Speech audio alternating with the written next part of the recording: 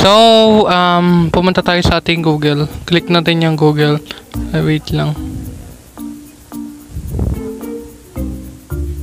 So, pagkatapos, i-click nyo yung profile sa tabihan. Yung account na yan.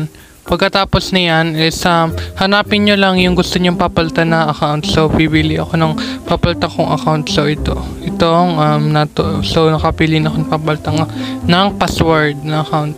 Pagkatapos nyan, is i-click ulit ninyo yan, yung profile na yan. Pagkatapos is click nyo tong manage your Google account. Pagkatapos hintayin natin bago tayo pumunta sa home. Yan, so naglo-loading pa. So yan, nandito na tayo sa ating Google account. So paano mapalitan? Is hanapin natin itong security. Yes, security. So makikita natin kung ano nag-sign in or anong cellphone gamit ng account na ito. So Vivo ito. So hanapin nyo itong scroll down, hanapin itong sign in to Google password. So makikita nyo kung kailan tayo nag-last change ng ating password is noong January 27. So kahapon January 28. So kahapon lang tayo nag-change ng ating password. So click natin itong password. Pagkatapos intayin ninyo.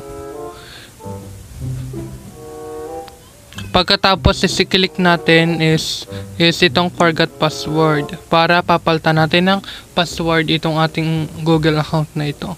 Pagkatapos nyan is sabi account recovery, enter the last password. Enter the last password you remember using with the Google account. So ang gagawin natin is try another way. So, try natin yung another way. Pagkatapos niyan, pwede na nating palitan ng password itong ating account na ito kay Natoy Paghirapin. So, hindi ko na ipapakita yung password. So, papakita ko na sila pag tapos na. So, yun. Tatype lang natin.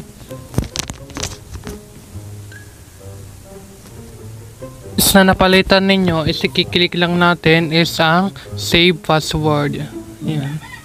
Pagkatapos hintayin natin. So ayan, ang sabi niya is success, you have been changed your password, secure your account now and update your recovery options. So ngayon napalitan na natin ang ating password in very easy way at napakadali nyo matutunan kung paano nga babalitan ang ating password in very easy at napakadali at alam kung madali nyo matutunan. So kung makikita nyo, nandito yung recent security activity kung saan is nandito yung transaction na nakikita natin na password change noong 1:04 PM. So ngayon 1:04 PM tayo nagpalit ng password. So makikita natin dyan is ngayon lang tayo nagpalit ng password. So napalitan na natin yung password nito.